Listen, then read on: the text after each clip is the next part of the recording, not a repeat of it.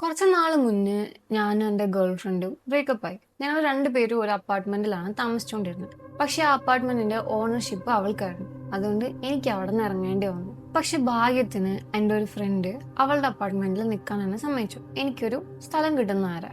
ഞാൻ നോക്കിക്കൊണ്ടിരുന്നത് ഒരു rented apartment ആയിരുന്നു. അതുകൊണ്ട് തന്നെ എനിക്ക് ഒരുപാട് ചോയ്സസ് ഒന്നും ഉണ്ടായിരുന്നില്ല.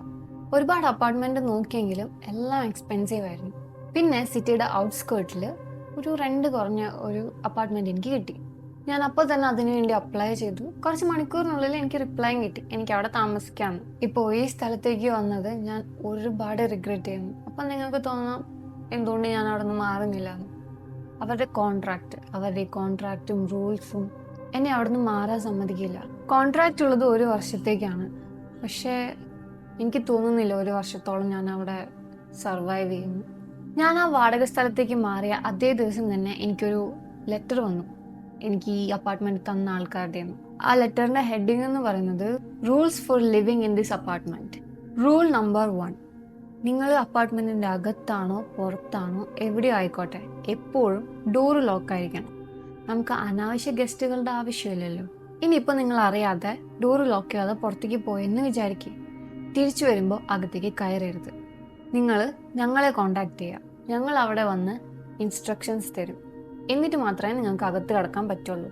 റൂൾ നമ്പർ 2, ഇത് ഫോർബിഡൻ ഒന്നുമല്ല, പക്ഷേ 11 PM 5 AM ഇടയ്ക്ക് അപ്പാർട്ട്മെന്റ് വിട്ട് പുറത്തേക്ക് പോകാൻ പാടില്ല. ചില എൻറ്റിറ്റികൾക്ക് ആ സമയത്ത് ഇറങ്ങി നടക്കാനാണ് ഇഷ്ടം, അവർക്ക് ഇൻട്രൂഡേഴ്സിന് ഇഷ്ടമല്ല. ഈ ഒരു റൂള് നിങ്ങൾ അകത്തുനിന്ന് പുറത്തേക്ക് കിടക്കുമ്പോഴേ ഉള്ളൂ, പുറത്തുനിന്ന് അകത്തേക്ക് കിടക്കുമ്പോൾ ഇല്ല. റൂൾ നമ്പർ 3, നിങ്ങൾ ആ സമയത്താണ് പുറത്തേക്ക് ഇറങ്ങുന്നത് എങ്കിൽ നിങ്ങളുടെ കയ്യിൽ ഫ്ലാഷ് ലൈറ്റ്, ഉപ്പ്, പിന്നെ ഹോളി വാട്ടർ കയ്യിൽ കരുതണം. നിങ്ങളുടെ ഫ്ലാഷ് ലൈറ്റ് നിങ്ങൾ എന്തെങ്കിലും ഷാഡോയി ഫിഗർ കാണുകയാണെങ്കിൽ അതിനെ പിന്തിരിപ്പിക്കും. നിങ്ങളുടെ പുറകിൽ നിന്ന് നിങ്ങൾ കാലച്ച കേൾക്കുകയാണെങ്കിൽ പിന്നെ തിരിഞ്ഞു നോക്കുമ്പോൾ അവിടെ ആരും ഇല്ലെങ്കിൽ ഈ ഉപ്പ് എടുത്തിട്ട് നിങ്ങളൊരു സർക്കിൾ ഉണ്ടാക്കിയിട്ട് അതിനകത്തേക്ക് കയറി നിൽക്കണം. കാലച്ച നിൽക്കുന്നത് വരെ നിങ്ങൾ അതിനകത്ത് തന്നെ നിൽക്കണം. ഹോളി വാട്ടർ എന്തിനാണെന്ന് വെച്ചാൽ നിങ്ങൾ എൻകൗണ്ടർ ചെയ്യാൻ പോകുന്ന ആൾക്കാർ റിയൽ ആണോ എന്നറിയാൻ. നിങ്ങൾ ആരെങ്കിലും പോകുന്ന വഴിക്ക് കണ്ടാൽ അവർ റിയൽ ആണോ എന്നറിയാൻ ഈ ഹോളി വാട്ടർ അവരുടെ മേത്തേക്ക് ഇടണം. അപ്പോൾ അവർ റിയാക്ട് ചെയ്യുകയാണെങ്കിൽ നിങ്ങളുടെ അപ്പാർട്ട്മെന്റിലേക്ക് നിങ്ങൾ ഓടിക്കയറണം. 5 AM വരെ അവിടെ തന്നെ നിൽക്കണം. റിയാക്ട് ചെയ്തില്ലെങ്കിൽ നിങ്ങൾ സേഫാണ്, നിങ്ങൾക്ക് പുറത്തേക്ക് കിടക്കാം. റൂൾ നമ്പർ 4, 11 PM 5 AM ഇടയ്ക്ക് ഒരു കാരണവശാലും ബേസ്മെന്റിലേക്ക് പോകരുത്. നിങ്ങൾ ഈ റൂള് അനുസരിച്ചില്ലെങ്കിൽ നിങ്ങൾക്ക് ഒരിക്കലും ആ ബേസ്മെന്റിൽ നിന്ന് പുറത്തേക്ക് കടക്കാനാവില്ല. റൂൾ നമ്പർ 5, ഇനി അങ്ങാനും നിങ്ങൾ ആ ബേസ്മെന്റിൽ ഈ പറഞ്ഞ സമയത്ത് ഉണ്ടായെങ്കിൽ നിങ്ങളുടെ പുറകിൽ നിന്ന് നിങ്ങൾ ഗ്രൗളിംഗ് നോയ്സസ് കേൾക്കും. അങ്ങനെ കേൾക്കുമ്പോൾ നിങ്ങൾ ഒരു ശബ്ദവും ഉണ്ടാക്കാതെ പതുക്കെ എക്സിറ്റിലേക്ക് നീങ്ങണം. കാരണം നിങ്ങൾ ശബ്ദം ഉണ്ടാക്കിയാൽ ആ ഗ്രൗൾ ചെയ്യുന്ന സാധനങ്ങൾ നിങ്ങളെ പിടികൂടും. റൂൾ നമ്പർ 6, മൺഡേയും തേഴ്സ്ഡേയും എക്സാക്ട്ലി 3 AM നിങ്ങളുടെ ഫോൺ റിങ് ആവും. അപ്പോൾ നിങ്ങൾ എഴുന്നേറ്റ് നിങ്ങളുടെ ഡോറിൻ്റെ അവിടേക്ക് ശബ്ദം ഉണ്ടാകാതെ ചെല്ലണം. എന്നിട്ട് പീപ്പ് ഹോളിൽ കൂടെ പുറത്തേക്ക് നോക്കണം. അപ്പോൾ നിങ്ങളുടെ ഡോറിൻ്റെ അപ്പുറത്ത് ഒരു ഫാൻസി ഹാറ്റ് വെച്ചിട്ടുള്ള ഒരു വയസ്സായ ആൾ നിൽക്കുന്നത് കാണാം. അപ്പോൾ നിങ്ങൾ അയാളെ പൊളൈറ്റായിട്ട് വീട്ടിലേക്ക് ക്ഷണിച്ചിട്ട് ഭക്ഷണം വേണോ എന്ന് ചോദിക്കണം. നിങ്ങളുടെ കയ്യിൽ എന്ത് ഭക്ഷണമാണുള്ളത് എന്നൊന്നും ഒരു മാറ്ററും അല്ല. അയാൾ ഭക്ഷണം കഴിച്ചു കഴിഞ്ഞതിന് ശേഷം നിങ്ങളോട് നന്ദി പറഞ്ഞ് അയാൾ അപ്പാർട്ട്മെന്റിൽ നിന്ന് ഇറങ്ങിപ്പോകും. നിങ്ങൾ അയാളെ അപ്പോൾ റിഫ്യൂസ് ചെയ്യാൻ പാടില്ല. ഇനി നിങ്ങൾ അങ്ങനെ ചെയ്താൽ നിങ്ങൾ മരിക്കും. റൂൾ നമ്പർ 7, ചില സമയത്ത് വീടിനകത്തുള്ള സാധനങ്ങൾ അങ്ങോട്ടും ഇങ്ങോട്ടും ലൊക്കേഷൻ മാറിയിരിക്കും. ഞങ്ങൾ തന്നിട്ടുള്ള ലിക്വിഡ് നിങ്ങൾ അതിൻ്റെ മേലെയൊക്കെ ഒഴിക്കുകയാണെങ്കിൽ ആ മൂവ് ചെയ്യുന്നത് സ്റ്റോപ്പ് ആവും. ലിക്വിഡ് ഇരിക്കുന്നത് വാഷ് ബേസിൻ്റെ താഴെയായിരിക്കും. നിങ്ങളിത് ചെയ്തില്ലെങ്കിൽ നിങ്ങൾക്ക് വലിയ റിസ്ക് ഒന്നും സംഭവിക്കാൻ പോകുന്നില്ല. പക്ഷേ ചില സമയത്ത് ചില ഒബ്ജക്റ്റ് ഡിസപ്പിയർ ആയെന്ന് വരാം. റൂൾ നമ്പർ 8, നിങ്ങൾ കണ്ണാടിയിലേക്ക് 5 മിനിറ്റിന് കൂടുതൽ നോക്കി നിൽക്കാൻ പാടില്ല. അങ്ങനെ നോക്കിയാൽ നിങ്ങളുടെ റിഫ്ലക്ഷൻ പതിയെ കണ്ണാടിയിൽ നിന്ന് പുറത്തേക്ക് ഇറങ്ങി വരും. അങ്ങനെ സംഭവിക്കുകയാണെങ്കിൽ പെട്ടെന്ന് തന്നെ ആ മിറർ തല്ലി പൊട്ടിക്കുക. റൂൾ നമ്പർ 9, എല്ലാവരുടെ അപ്പാർട്ട്മെൻറ്റിലും ഇവിടെ താമസിക്കുന്ന ആൾക്കാരുടെ പേരും അവരുടെ റൂം നമ്പറും ഫോൺ നമ്പറും ഉണ്ടാവും. നിങ്ങൾക്ക് അവരെ വിസിറ്റ് ചെയ്യണമെങ്കിൽ ആദ്യം അവരെ വിളിച്ചിട്ട് പെർമിഷൻ ചോദിക്കണം. അതുകൊണ്ട് ആരെങ്കിലും ഒന്ന് നിങ്ങളുടെ ഡോറ് തട്ടിയിട്ട് വിസിറ്റ് ചെയ്യാൻ വന്നതാണ് എന്ന് പറയുകയാണെങ്കിൽ ഡോറ് തുറക്കരുത്. അത് അവിടുത്തെ താമസക്കാരല്ല. ആണെങ്കിൽ അവർ നിങ്ങളെ നേരത്തെ വിളിച്ച് പെർമിഷൻ ചോദിച്ചിട്ടുണ്ടായിരിക്കും. റൂൾ നമ്പർ 10, നിങ്ങളുടെ അഡ്രസ്സിലേക്ക് ഒരു മെയിൽ വരികയാണെങ്കിൽ അതിൽ കമ്പനിയുടെ എംബ്ലം ഇല്ലെങ്കിൽ അത് നിങ്ങൾ കൈ കൊണ്ട് തൊടാൻ പാടില്ല. എന്തെങ്കിലും ഗ്ലൗസ് ഉപയോഗിച്ച് ആ മെയിൽ എടുത്തിട്ട് അതുടൻ തന്നെ കത്തിച്ചളയണം. ഇനി അങ്ങാനും നിങ്ങൾ അത് കൈ കൊണ്ട് തൊട്ടെന്ന് വെക്കുക, അടുത്ത ദിവസം മെയിൽ മാൻ നിങ്ങളെ വിസിറ്റ് ചെയ്യാൻ വരും. ആൻഡ് ട്രസ്റ്റ് മീ, അത് നല്ലൊരു കാര്യമേ അല്ല. റൂൾ നമ്പർ 11, 9:15 തൊട്ട് 9:20 PM വരെ കറണ്ട് പോവുകയാണെങ്കിൽ നിങ്ങൾ പെട്ടെന്ന് എവിടെയെങ്കിലും ഒളിച്ചിരിക്കണം. പേടിക്കണ്ട, നിങ്ങൾ ഒളിച്ചിരിക്കുകയാണെങ്കിൽ ആ ക്രിയേച്ചറിന് നിങ്ങളെ കണ്ടുപിടിക്കാൻ പറ്റില്ല. റൂൾ നമ്പർ 12, നിങ്ങളെ കാണാൻ ഏതെങ്കിലും വിസിറ്റേഴ്സ് വരികയാണെങ്കിൽ അവരും ഇതേ റൂൾ ഫോളോ ചെയ്യണം. അവരെന്തെങ്കിലും റൂൾസ് ബ്രേക്ക് ചെയ്താൽ നിങ്ങൾ രണ്ടുപേരും അതിന്റെ ഭവിഷ്യത്ത് അനുഭവിക്കേണ്ടി വരും. റൂൾ നമ്പർ 13, കോൺട്രാക്ട് അവസാനിക്കുന്നത് വരെ നിങ്ങൾ ഈ അപ്പാർട്ട്മെന്റിൽ നിന്ന് പോവാനോ വേറെ അപ്പാർട്ട്മെന്റിലേക്ക് നീങ്ങാനോ ശ്രമിച്ചാൽ, നിങ്ങൾ ആരുടെ വീട്ടിലേക്ക് പോവാൻ നോക്കിയാലും നിങ്ങൾ തിരിച്ച് ഈ അപ്പാർട്ട്മെന്റിലേക്ക് തന്നെ തിരിച്ചെത്തും. ഞാൻ ആ റൂൾസ് റിപ്പീറ്റഡ്ലി പലവട്ടം വായിച്ചു. ഇങ്ങനത്തെ റൂൾസ് ഒക്കെ ഞാൻ റെഡിറ്റ് സ്റ്റോറീസിൽ കേട്ടിട്ടുണ്ട്. അതുകൊണ്ട് ഈ റൂൾസ് ബ്രേക്ക് ചെയ്യുന്നതിന്റെ സീരിയസ്നെസ് എത്രത്തോളാണെന്ന് എനിക്കറിയാം. എന്ന് വെച്ചാൽ എനിക്കിത് വായിച്ച് പേടിയായില്ല എന്നല്ല, ഞാൻ നല്ലോണം പേടിച്ചു. ഞാൻ എന്നെ ഒന്ന് കാം ചെയ്യാൻ വേണ്ടി ഒരു ചായ ഒക്കെ ഉണ്ടാക്കി TV ഒക്കെ വെച്ചു. അപ്പോഴാണ് പെട്ടെന്ന് എൻ്റെ ഡോർബെൽ റിങ് ആവുന്നത്. പേടിച്ച് എൻ്റെ കയ്യിലെ ചായ കുറച്ച് തട്ടിപ്പോയി. പക്ഷെ എനിക്ക് എന്നെ തന്നെ കാമാക്കാൻ പറ്റി. ഞാൻ മിണ്ടാതെയായിരുന്നു. ഹലോ എന്നൊരു ഫീമെയിൽ വോയിസ് പറഞ്ഞു. ശബ്ദം കേട്ട് എനിക്ക് പേടിയായെങ്കിലും ഞാൻ ഒച്ചയൊന്നും ഉണ്ടാക്കാതെ റിപ്ലൈ ഒന്നും കൊടുക്കാതെ സോഫയിൽ തന്നെ ഇരുന്നു. ആരെങ്കിലും വീട്ടിലുണ്ടോ? ആ ഫീമെയിൽ വോയിസ് പിന്നെയും ചോദിച്ചു. ഒരുപാട് ഒച്ചത്തിലൊന്നല്ല, പക്ഷെ എന്നാലും ഞാൻ സൈലന്റ് ആയിട്ട് തന്നെ ഇരുന്നു.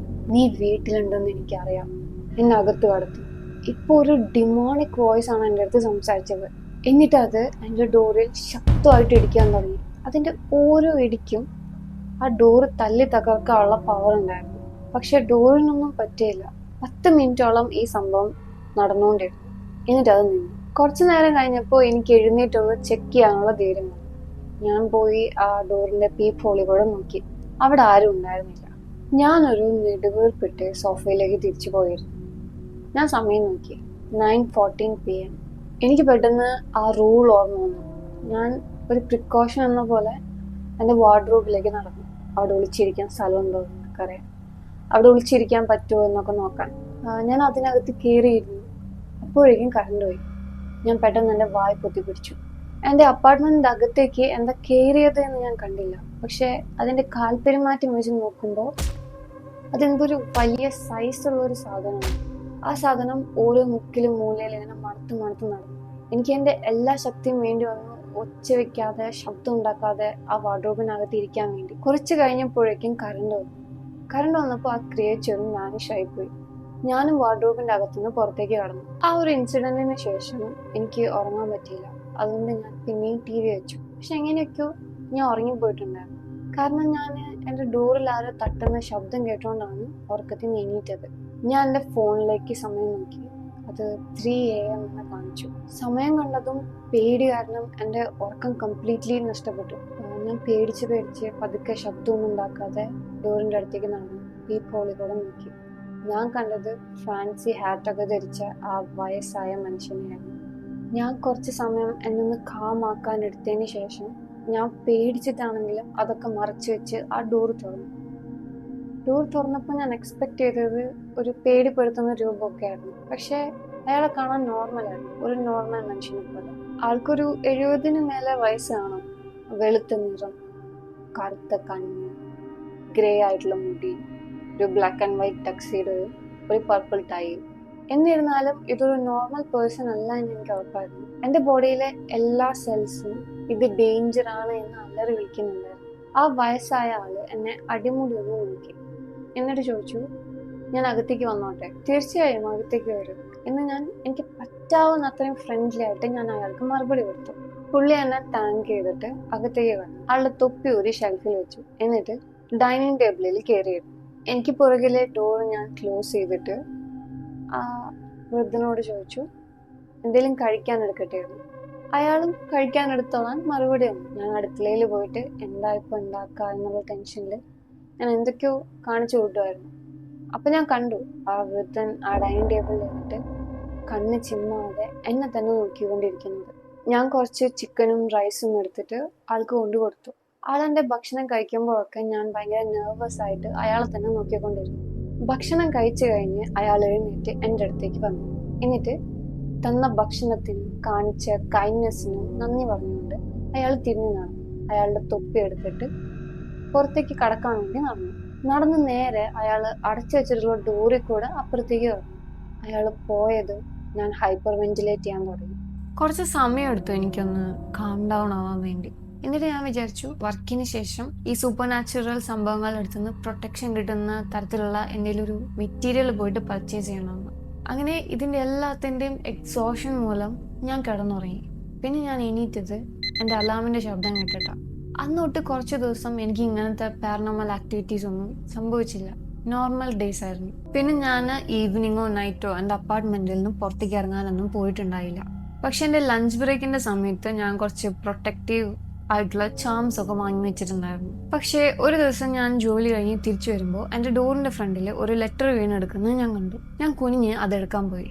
പക്ഷെ എന്തോ ഭാഗ്യത്തിന് ഞാൻ അത് കൈകൊണ്ട് തൊടുന്നതിന് മുൻപ് തന്നെ എനിക്ക് റൂൾ നമ്പർ 10 ഓർമ്മ വന്നു. കമ്പനി എംബ്ലം ഇല്ലാത്ത എന്തെങ്കിലും ലെറ്റർ നിങ്ങളുടെ അടുത്തേക്ക് വരികയാണെങ്കിൽ അത് കൈ കൊണ്ട് തൊടാൻ പാടില്ല. ഞാൻ അപ്പോൾ തന്നെ ഗ്ലൗസ് ഇട്ട് ആ ലെറ്റർ എടുത്തു. ഞാൻ അങ്ങനെ ചെയ്തത് വളരെ നന്നായി. കാരണം ആ ലെറ്ററിന്റെ മേലെ കമ്പനിയുടെ എംബ്ലം ഉണ്ടായിരുന്നില്ല. ഒരു ലൈറ്റർ എടുത്ത് അത് കത്തിച്ചടഞ്ഞു. അത് കത്തിക്കൊണ്ടിരിക്കുമ്പോൾ ആ ലെറ്ററിൻ്റെ അകത്തുനിന്ന് ഒരു ഹൊറിഫൈങ് ആയിട്ടുള്ള സ്ക്രീൻ ഞാൻ കേട്ടു. അത് കേട്ട് പേടിച്ച് ഞാൻ പെട്ടെന്ന് ആ ലെറ്റർ താഴെ ഇട്ടു. നീല നിറത്തിലുള്ള തീ അതിനെ മുഴുവനായിട്ട് കൺസ്യൂം ചെയ്യുന്നത് ഞാൻ പേടിയോടെ നോക്കിയിരുന്നു. രാത്രി ഞാൻ ഡിന്നർ ഉണ്ടാക്കാൻ വേണ്ടി കുക്കിംഗ് പാൻ നോക്കിയപ്പോൾ എനിക്കത് കിട്ടിയില്ല. അപ്പോൾ ആണ് എനിക്ക് ആ റൂൾ ഓർമ്മ വന്നത്. വീടിനകത്തുള്ള ഏതെങ്കിലും ഒബ്ജക്ട്സ് മാറിയിരിക്കുകയാണെങ്കിൽ അവർ തന്നിട്ടുള്ള ലിക്വിഡ് യൂസ് ചെയ്യാൻ. ഞാൻ കിച്ചൻ്റെ സിങ്കിൻ്റെ അടിയിൽ നിന്ന് ആ ലിക്വിഡ് എടുത്തു. ആ ഫ്രൈങ് പാൻ എൻ്റെ റൂമിൽ ബെഡിലിരിക്കുന്നത് ഞാൻ കണ്ടു. ഞാൻ അതെടുത്ത് ആ പാനിൻ്റെ മേലെ ഒഴിച്ചപ്പോൾ അങ്ങനെ ഞാൻ പ്രതീക്ഷിച്ച പോലെ സർപ്രൈസിങ് ആയിട്ട് ഒന്നും ഉണ്ടായില്ല. അങ്ങനെ ഡിന്നർ കുക്ക് ചെയ്ത് കഴിച്ചതിന് ശേഷം ഞാൻ സോഫയിലിരുന്ന് കുറച്ച് നേരം റെഡിറ്റൊക്കെ സ്ക്രോൾ ചെയ്തിരുന്നു. എന്നിട്ട് ഞാൻ കുളിക്കാൻ പോയി. ഞാൻ കുളിച്ചുകൊണ്ടിരിക്കുമ്പോൾ പെട്ടെന്ന് കറണ്ട് പോയി. ഞാൻ പെട്ടെന്ന് ഫ്രീസായി. ഞാൻ റൂൾ നമ്പർ 11 ഓർത്തു. ഞാൻ ഷവർ ഓഫ് ചെയ്തു. എനിക്ക് എന്നിട്ട് ബാത്റൂമിൽ തന്നെ ഉണ്ടായിരുന്ന ഒരു കർട്ടൻ്റെ ബാക്കിൽ ഒളിച്ചേക്കാൻ സാധിച്ചു.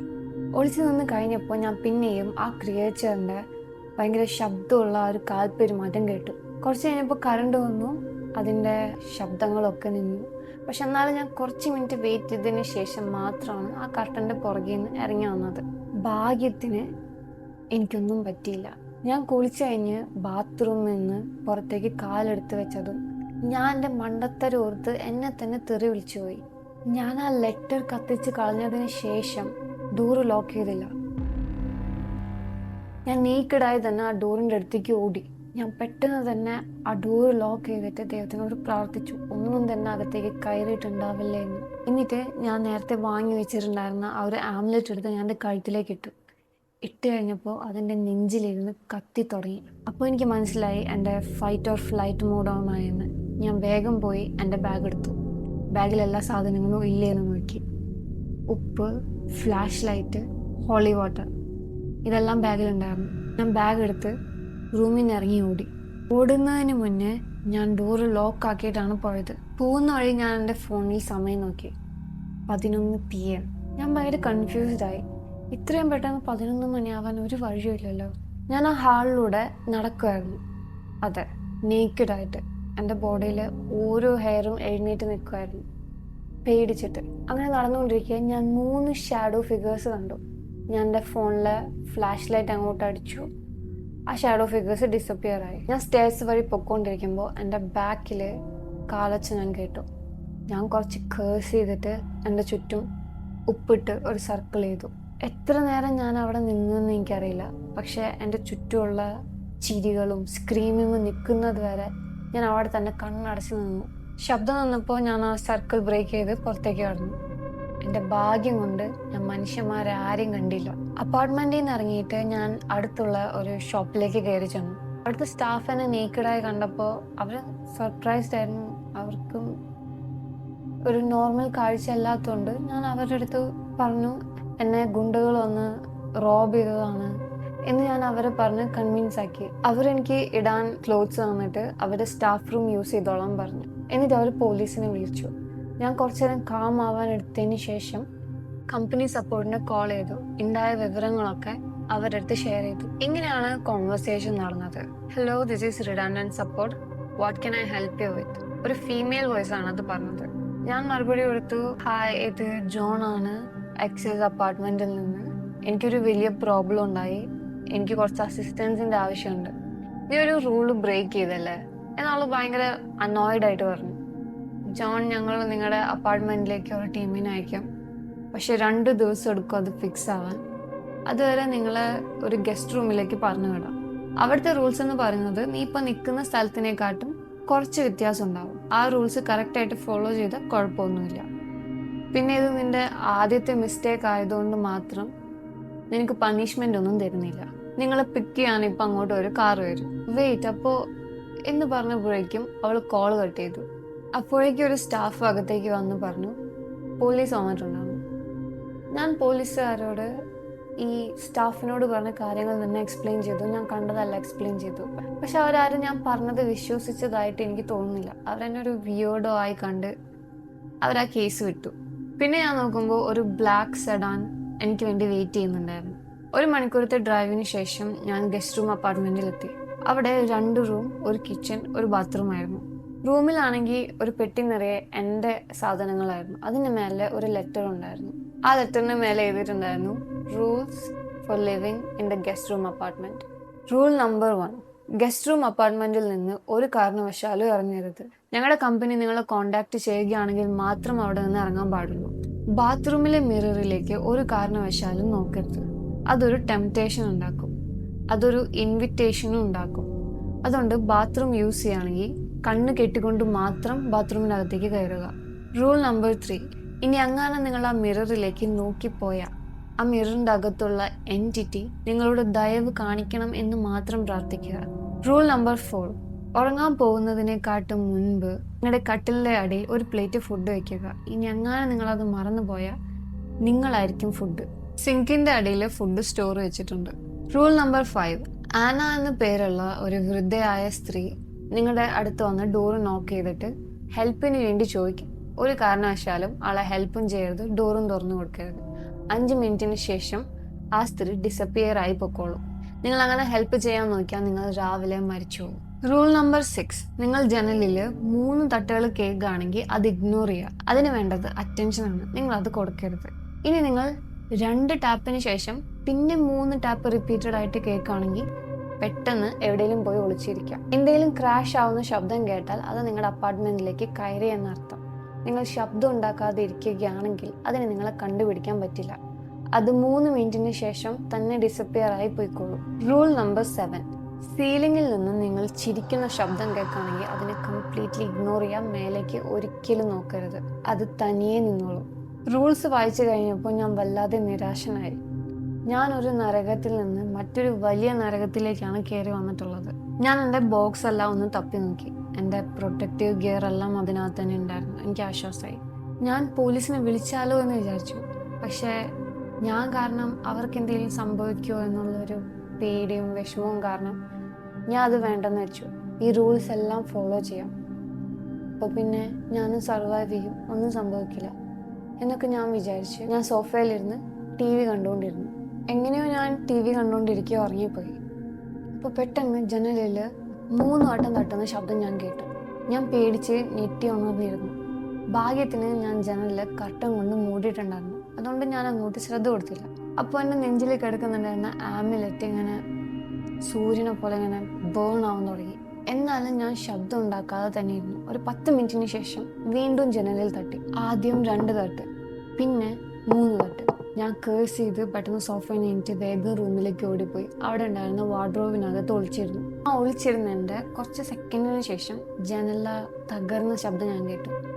അതിന് മേലെ ഭയങ്കര ടെറിഫൈങ് ആയിട്ടുള്ള ഗ്രൗളിങ് സൗണ്ട്. എനിക്ക് ആ ശബ്ദം കേട്ട് ഒച്ച വയ്ക്കാൻ തോന്നിയെങ്കിലും ഞാൻ എൻ്റെ 2 കൈ കൊണ്ടും വായ പൊത്തിപ്പിടിച്ചിരുന്നു. ആ ക്രിയേച്ചർ വീടിനകത്ത് മുഴുവൻ ചുറ്റി കഴിഞ്ഞതിന് ശേഷം എൻ്റെ ബെഡ്റൂമിലേക്ക് കയറി വന്നു. വാർഡ്രോബിന്റെ ചെറിയ ഗ്യാപ്പിലൂടെ ഞാൻ ആ ക്രിയേച്ചറിനെ കണ്ടു. കാണാൻ പട്ടിയെ പോലെയാണ്, പക്ഷെ ദേഹം മുഴുവൻ ചെതലായിരുന്നു, മീനിനെ പോലെ. അതിന്റെ കാലുകളാണെങ്കിൽ പക്ഷികളെ പോലെയായിരുന്നു. അത് കുറച്ചു നേരം റൂമിൽ അന്വേഷിച്ചിട്ട് റൂമിൽ നിന്ന് പോയി. ആ സാധനം അവിടെ നിന്ന് ഡിസപ്പിയർ ആയിട്ട് പോയപ്പോൾ എൻ്റെ കഴുത്തിൽ കിടന്നിട്ടുണ്ടായിരുന്ന ആംലെറ്റ് പൊള്ളുന്നത് നിന്നു. ഞാൻ അവിടെ നിന്ന് എഴുന്നേറ്റ് ലിവിങ് റൂമിലേക്ക് പോയി. അവിടെ പോയപ്പോൾ വിൻഡോ ഒന്നും ഉടഞ്ഞിട്ടില്ല. അങ്ങനെ ഒരു ക്രിയേച്ചർ വീടിനകത്തേക്ക് വന്നതായിട്ടുള്ള ഒരു സൈനും തന്നെ അവിടെ ഉണ്ടായിരുന്നില്ല. ഞാൻ സമയം നോക്കി, 11:15 PM. ഭാഗ്യം, ഇനി 28 മണിക്കൂറും കൂടെ ഞാൻ ഇവിടെ നിൽക്കേണ്ട ആവശ്യമുള്ളൂ. ഞാൻ തിരിച്ച് സോഫയിൽ പോയിരുന്നു. അപ്പോഴാണ് ഞാനൊരു ഡിമോണിക് ലോഫ്റ്റർ കേൾക്കുന്നത് എൻ്റെ മുകളിൽ നിന്ന്. ഒപ്പം തന്നെ എൻ്റെ ഡോറിൽ നോക്കും. ഹേ, ഇത് ആനിയാണ്, എനിക്ക് നിങ്ങളുടെ സഹായം ഒന്നും വേണമായിരുന്നു. ആ സ്ത്രീയോ അതോ ഏതെങ്കിലും ജീവിയോ അതാരും ആയിക്കോട്ടെ, അത് ഭയങ്കര കാമായിട്ടുള്ള, ഒട്ടും ഡേഞ്ചർ ആണെന്ന് തോന്നാത്ത തരത്തിലുള്ള വോയിസിലാണ് എൻ്റെ അടുത്ത് സംസാരിച്ചത്. ആന അങ്ങനെ പറഞ്ഞു കഴിഞ്ഞതും എൻ്റെ മുകളിലുള്ള സാധനം പിന്നെയും ഉച്ചത്തിൽ ചിരിക്കാൻ തുടങ്ങി. എൻ്റെ കഴുത്തിൽ കിടക്കുന്നുണ്ടായിരുന്ന ആംലെറ്റ് പിന്നെയും ശക്തമായിട്ട് ബേൺ ചെയ്തുകൊണ്ടിരുന്നു. എനിക്ക് പൊള്ളുന്ന കാരണം എനിക്കത് കഴുത്തിൽ നിന്ന് ഊരിയെടുക്കേണ്ടി വന്നു. ഞാനത് എൻ്റെ കഴുത്തിൽ നിന്ന് ഊരിയതിന് ശേഷം ഞാൻ താഴെ എൻ്റെ നെഞ്ചിലേക്ക് നോക്കിയപ്പോൾ അവിടെ ഇങ്ങനെ പൊള്ളിയതിൻ്റെ മാർക്ക് ഉണ്ടായിരുന്നു. ഞാൻ പതുക്കെ കരയാൻ തുടങ്ങി. എന്തുകൊണ്ട് ഞാൻ ഇതിലൂടെയൊക്കെ കടന്നു പോകുന്നു? 5 മിനിറ്റിന് ശേഷം ആ ലോഫ്റ്ററും ആ ഡോറിൻ്റെ അവിടെ ഉണ്ടായിരുന്ന തട്ടലും ഒക്കെ നിന്നു. അതിനുശേഷം എൻ്റെ ബോഡി തനിയെ നീങ്ങുന്നത് പോലെ ഞാൻ പോയി സിങ്കിൻ്റെ അടിയിലുണ്ടായിരുന്ന ഫുഡ് എടുത്ത് കട്ടിലിൻ്റെ അടിയിലേക്ക് തള്ളി വെച്ചു കൊടുത്തു. ശേഷം ഞാൻ ബെഡിൽ കയറി കിടന്നു. പിന്നെ ഞാൻ എഴുന്നേൽക്കുന്നത് എൻ്റെ ഫോൺ അടിക്കുന്ന ശബ്ദം കേട്ടിട്ടാണ്. ഞാൻ ഫോൺ എടുത്ത് ഹലോ, ദിസ് ഈസ് ജോൺ എന്ന് പറഞ്ഞു. അപ്പുറത്തെ സൈഡിൽ നിന്ന് ഒരു female voice, hi, this is Teresa from support. നിങ്ങളുടെ റൂം റെഡി ആയിട്ടുണ്ട്, നിങ്ങൾക്കിപ്പോൾ അങ്ങോട്ടേക്ക് ഷിഫ്റ്റ് ചെയ്യാണ്. ഞങ്ങളുടെ വർക്കേഴ്സ് നിങ്ങളെ ഇപ്പോൾ പിക്കപ്പ് ചെയ്യാൻ വരുന്നു. അപ്പോഴാണ് ഞാൻ അറിഞ്ഞത് 28 മണിക്കൂർ ഞാൻ കിടന്ന് ഉറങ്ങിയിട്ടുണ്ടായിരുന്നു എന്ന്. ഞാൻ സന്തോഷം കൊണ്ട് ഒരു ഭ്രാന്തനെ പോലെ ചിരിച്ചു. ഞാൻ കാറിലിരുന്ന് എൻ്റെ അപ്പാർട്ട്മെൻറ്റിലേക്ക് പോയിക്കൊണ്ടിരിക്കുകയായിരുന്നു. അപ്പോഴാണ് ഞാൻ അറിഞ്ഞത് എൻ്റെ പോക്കറ്റിലിരുന്നിട്ട് എൻ്റെ ആംലെറ്റ് ചൂടാവുന്നുണ്ടായിരുന്നു. ഞാൻ പോക്കറ്റിലേക്ക് കൈ ഇട്ടപ്പോൾ എൻ്റെ കൈ പൊള്ളിപ്പോയി. ആംലെറ്റിൻ്റെ സ്ഥിതി കണ്ട് എനിക്ക് തോന്നി ഇതെൻ്റെ അവസാനമാണ്.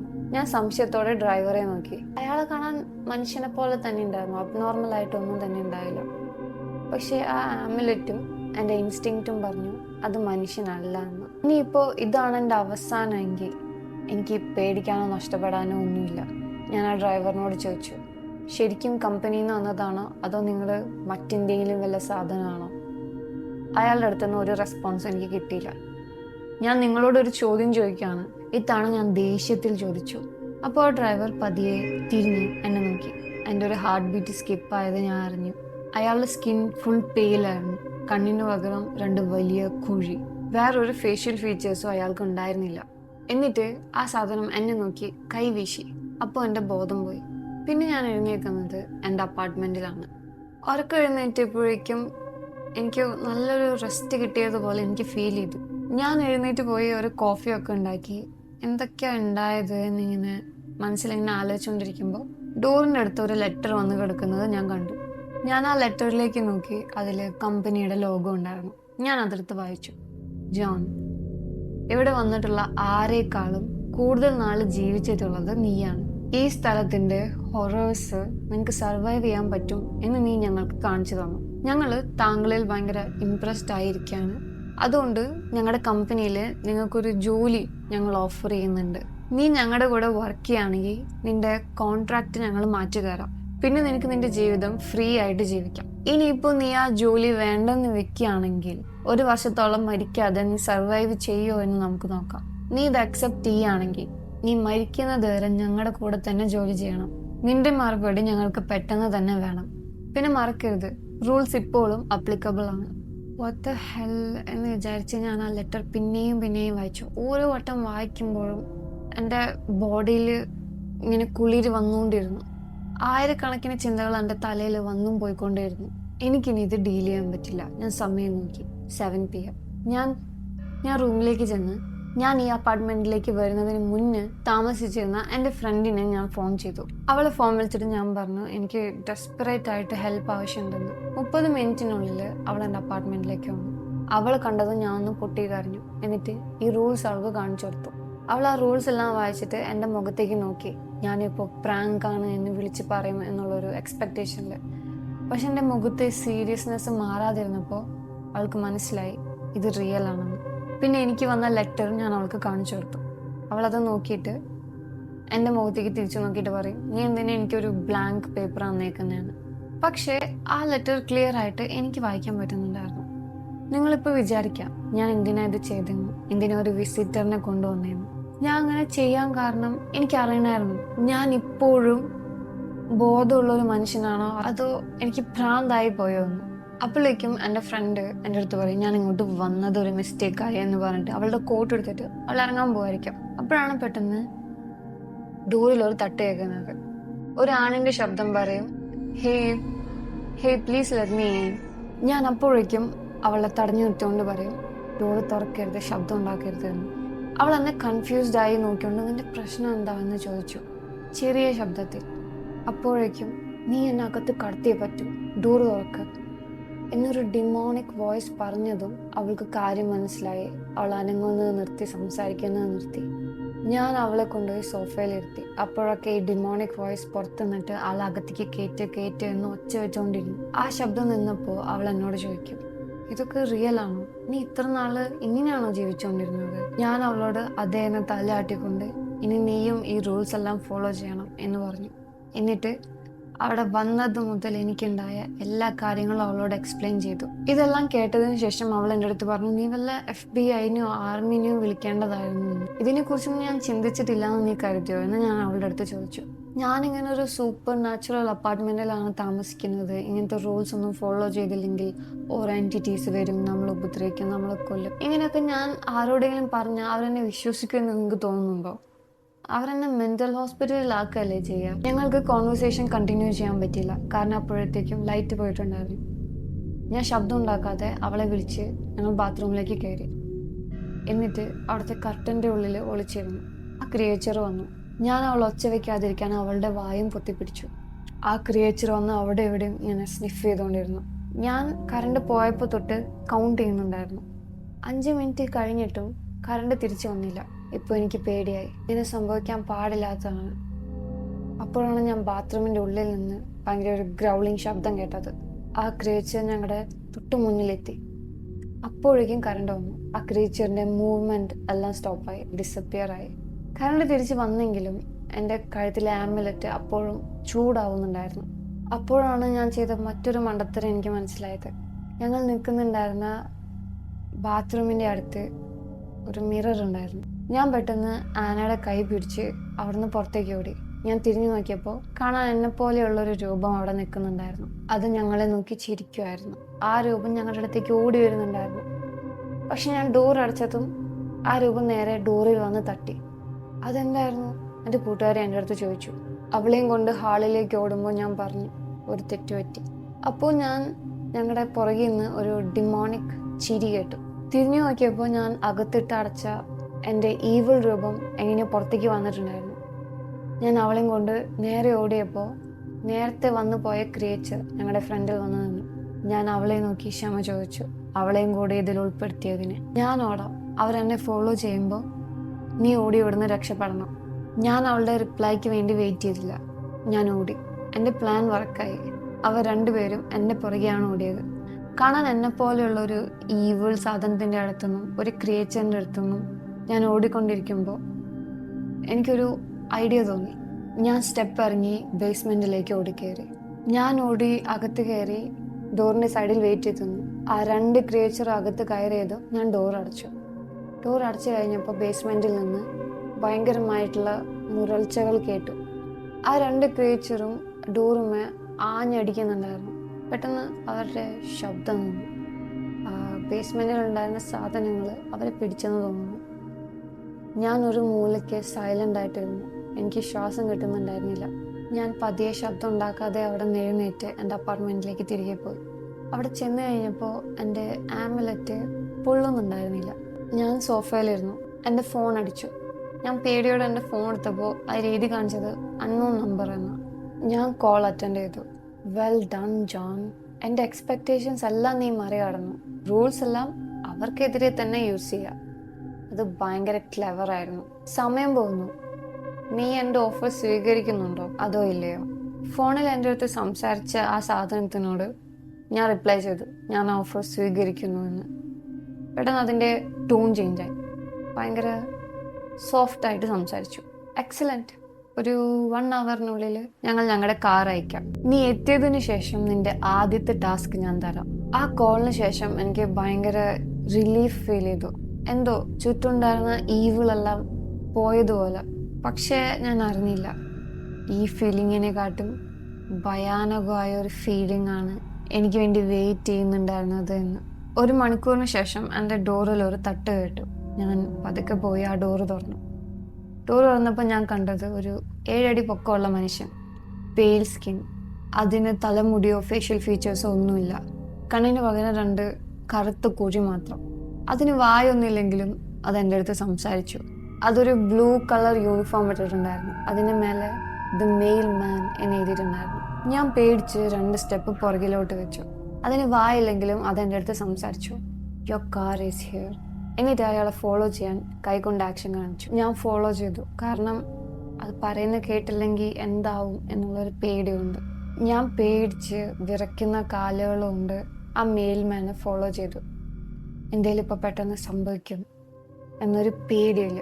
പക്ഷെ ഭാഗ്യത്തിന് കുറച്ച് മണിക്കൂറത്തേക്ക് ഒന്നും സംഭവിച്ചില്ല. കാരണം ഞാൻ ആ കാറിൽ ഇരുന്ന് കഴിഞ്ഞപ്പോൾ എൻ്റെ ബോധം പോയി. ഞാൻ പിന്നെ കണ്ണു തുറന്നത് ഒരു വൈറ്റ് റൂമിലാണ്. അവിടെ ജനലുകളോ വാതിലുകളോ ഒന്നുമില്ല. ഒരു റെഡ് ചെയറിൽ ഒരാൾ ഇരിക്കുന്നുണ്ടായിരുന്നു. ആ ചെയർ തിരിഞ്ഞിട്ടായിരുന്നു ഇരിക്കുന്നുണ്ടായിരുന്നത്. ഓ എഴുന്നേറ്റോ എന്ന് പറഞ്ഞുകൊണ്ട് ആ റെഡ് ചെയർ തിരിഞ്ഞ് എൻ്റെ നേരെ വന്നു നിന്നു. ഞാൻ എക്സ്പെക്ട് ചെയ്തത് ആ ചെയറിൽ ഇരിക്കുന്നത് ഒരു പേടിപ്പെടുത്തുന്ന ലുക്കുള്ള ഒരാളായിരിക്കും എന്നായിരുന്നു. പക്ഷെ സർപ്രൈസിംഗ്ലി അതൊരു നോർമൽ ലുക്കിംഗ് മനുഷ്യനായിരുന്നു. അയാളെ കാണാൻ ഒരു 60-ന് മേലെ പ്രായം ഉണ്ടാവും. വെളുത്ത നിറം, എന്നെക്കാട്ടും കുറച്ച് പൊക്കം. ഒരു ചുവന്ന നിറത്തിലുള്ള ടക്സൈഡോ ആയിരുന്നു അയാൾ ധരിച്ചിട്ടുണ്ടായിരുന്നത്. അയാൾ എൻ്റെ അടുത്തേക്ക് വന്ന് എൻ്റെ കയ്യിലുണ്ടായിരുന്ന ആമുലറ്റ് വലിച്ചെടുത്തപ്പോൾ പെട്ടെന്നൊരു ഭയം എൻ്റെ ഉള്ളിലേക്ക് കയറി. അത് വലിച്ചെടുത്തതിന് ശേഷം അയാൾ എൻ്റെ അടുത്ത് പറഞ്ഞു, ഇനി ഇതിൻ്റെ ആവശ്യം എനിക്കില്ല. അത് അയാളുടെ കൈക്കുള്ളിൽ വെച്ചിങ്ങനെ ഞെക്കി പൊട്ടിച്ചറിഞ്ഞു. എൻ്റെ പേര് പോളൻ. ഞാനാണ് ഈ കമ്പനിയുടെ ഓണർ. അയാളുടെ കൈ കൊണ്ടുവന്ന് എൻ്റെ മേലെ പിടിച്ച് എന്നെ കൊണ്ട് മുട്ടുകുത്തിച്ച് നിർത്തിച്ചു. ഞാൻ പേടിച്ച് വരയ്ക്കാൻ തുടങ്ങി. അയാൾ എന്നെ നോക്കി പറഞ്ഞു, പേടിക്കേണ്ട ആവശ്യമില്ല ജോൺ, ഞാൻ നിന്നെ ഒന്നും ചെയ്യില്ല. നിന്നെ ഉപദ്രവിക്കാൻ നീ ഒരു റീസൺ തരാതെ ഞാൻ നിന്നെ ഒന്നും ചെയ്യില്ല. ഈ പേര് ഞാൻ എവിടെയോ കേട്ടിട്ടുണ്ട് എന്ന് എനിക്ക് തോന്നി. പക്ഷെ അത് എവിടെയാണെന്ന് മാത്രം എനിക്ക് കണ്ടുപിടിക്കാൻ പറ്റുന്നുണ്ടായിരുന്നില്ല. അയാൾ എൻ്റെ അടുത്ത് കൈകൊണ്ടൊരു ആക്ഷൻ കാണിച്ചിട്ട് എഴുന്നേക്കാൻ പറഞ്ഞു. ഞാൻ എഴുന്നേറ്റു. എന്നിട്ട് അയാൾ എൻ്റെ അടുത്ത് പറഞ്ഞു, നീ എൻ്റെ ഓഫർ സ്വീകരിച്ചു, നല്ല കാര്യം. പക്ഷെ നീ സ്വയം രക്ഷപ്പെടാൻ വേണ്ടിയാണോ ഈ ഓഫർ സ്വീകരിച്ചത്, അതോ സിൻസിയർലി ആണോ ഈ ഓഫർ സ്വീകരിച്ചത് എന്നറിയാൻ ഞാൻ നിനക്കൊരു ടാസ്ക് തരും. ആ ടാസ്ക് നീ കംപ്ലീറ്റ് ചെയ്താൽ ഞാൻ ഉറപ്പിക്കും നീ ഞങ്ങളിൽ ഒരാളാണെന്ന്. പക്ഷെ ആ ടാസ്ക് നീ കംപ്ലീറ്റ് ചെയ്തില്ലെങ്കിൽ നീ ആ അപ്പാർട്ട്മെന്റിൽ അനുഭവിച്ചതിനെക്കാട്ടും 100 മടങ്ങ് ഞാൻ നിന്നെ കൊണ്ട് അനുഭവിപ്പിക്കും. അയാൾക്ക് എൻ്റെ ഉദ്ദേശം മനസ്സിലായെന്ന് തോന്നുന്നു. നിങ്ങൾക്ക് എന്താ വേണ്ടത്? ഞാൻ എന്താ ചെയ്യേണ്ടത്? ഞാൻ പേടിയോടെ ചോദിച്ചു. അയാൾ എന്നെ നോക്കി ചിരിച്ച് കൈ ഇങ്ങനെ വേവ് ചെയ്തു. അപ്പോൾ ഞാൻ പിന്നെയും ബോധം കെട്ടു. പിന്നെ ഞാൻ കണ്ണുറക്കുന്നത് എൻ്റെ അപ്പാർട്ട്മെൻറ്റിലാണ്. അപ്പാർട്ട്മെൻറ്റിൽ ഒരു നോട്ടുണ്ടായിരുന്നു. അതിൽ പറഞ്ഞിട്ടുണ്ടായിരുന്നത്, എനിക്ക് പേഴ്സണലായിട്ട് അറിയാവുന്ന ഒരു 3 ആൾക്കാരുടെ സോള് നീ എനിക്ക് കൊണ്ട് തരണം. അപ്പോഴാണ് പെട്ടെന്ന് ആരോ ഡോറിൽ തട്ടിയത്. ഡോറ് തുറന്നപ്പോൾ അവിടെ ഉണ്ടായിരുന്നത് ആ ഡിമോണിക് ലുക്കിംഗ് മെയിൽമാൻ ആയിരുന്നു. എൻ്റെ മുഖത്തുനിന്ന് കണ്ണീരൊഴുകി വരുന്നുണ്ടായിരുന്നു. എനിക്ക് ഒച്ച വയ്ക്കാൻ തോന്നി. ഇപ്പോൾ ഞാൻ എന്താ ചെയ്യേണ്ടത് എന്ന് എനിക്ക് മനസ്സിലായപ്പോൾ പേടി കൊണ്ടും ദേഷ്യം കൊണ്ടും ഞാൻ വിറച്ചു. നാശം എന്ന് ഞാൻ ഉറക്കി അലറി വിളിച്ചു. അത് മെയിൽ മാനിൽ ഒരു ചിരി ഉണ്ടാക്കി. ആൾ ചിരിച്ചത് അയാളുടെ ഫിംഗേഴ്സ് യൂസ് ചെയ്തിട്ടായിരുന്നു. ഇപ്പോൾ ഒരു മാസമായി ഞാൻ ആ ജോബ് ഓഫർ സ്വീകരിച്ചിട്ട്. അയാൾക്ക് ഞാൻ 3 ആത്മാക്കളെ കൊടുത്തു. അത് ആരുടെയാണെന്ന് പറയാൻ ഞാൻ ആഗ്രഹിക്കുന്നില്ല. കാരണം ഞാൻ ചെയ്തത് ആലോചിക്കുമ്പോൾ എനിക്ക് ലജ്ജ തോന്നുന്നുണ്ട്. ഞാൻ എല്ലാത്തിൽ നിന്നും ഫ്രീ ആയിരുന്നു. എനിക്ക് ജീവിക്കാൻ ഫ്രീ ആയിരുന്നു. പക്ഷേ അയാൾ, ആ ഓണർ എന്നെ ഫോൺ ചെയ്താൽ ഞാൻ അറ്റൻഡ് ചെയ്യണം. അയാൾ പറയുന്ന കാര്യം ഞാൻ ചെയ്യണം. ഞാൻ ഏത് നേരവും പേടിച്ചുകൊണ്ടാണ് ജീവിക്കുന്നത്. ഞാൻ കുടിക്കാൻ തുടങ്ങി. എനിക്ക് ഉറക്കം വല്ലപ്പോഴേ കിട്ടാറുള്ളൂ. എനിക്ക് ഹൊറിബിളായ പല കാര്യങ്ങളും ചെയ്യേണ്ടി വന്നിട്ടുണ്ട്. ഞാൻ ഒരു വട്ടം അയാൾ പറഞ്ഞ കാര്യം അനുസരിക്കാതിരിക്കാൻ നോക്കി. അപ്പോൾ അയാൾ എനിക്ക് വല്ലാത്തൊരു എക്സ്പീരിയൻസ് തന്നു. അയാൾ തന്ന എക്സ്പീരിയൻസ് വെച്ച് നോക്കുമ്പോൾ ഞാൻ ആദ്യം ആ അപ്പാർട്ട്മെൻറ്റിൽ അനുഭവിച്ചതൊക്കെ വെറും ചിൽഡ്രൻസ് മൂവി പോലെ എനിക്ക് ഫീൽ ചെയ്തത്. ഞാൻ ഒരു ചെറിയ ഹൊറിഫൈങ് കാര്യത്തിൽ നിന്ന് ഒരു വലിയ ഹൊറിഫൈങ് കാര്യത്തിലേക്ക് ഞാൻ എന്നെ തന്നെ ട്രേഡ് ചെയ്ത് പോയി. ഇതിലെ ഏറ്റവും വേഴ്സ്റ്റ് ആയിട്ടുള്ള കാര്യം എന്താണെന്ന് വെച്ചാൽ, എനിക്കിപ്പോൾ എൻ്റെ ജോലി ഇഷ്ടപ്പെടാൻ തുടങ്ങി. എൻ്റെ ഇപ്പോഴത്തെ ജോലി ഇനി വരാൻ പോകുന്ന ആൾക്കാർക്ക് പുതിയ റൂൾസ് എഴുതി കൊടുക്കലാണ്. എൻ്റെ കറൻറ്റ് ടാർഗറ്റ് ആരാന്ന് വെച്ചാൽ എൻ്റെ എക്സ് ഗേൾ ഫ്രണ്ടും അവളുടെ പുതിയ ബോയ് ഫ്രണ്ടും. അവരാണ് അടുത്ത് വരാൻ പോകുന്ന താമസക്കാർ. ഞാൻ അവർക്ക് വേണ്ടി പുതിയ നല്ല കുറച്ച് റൂൾസ് കൊണ്ടുവന്നിട്ടുണ്ട്.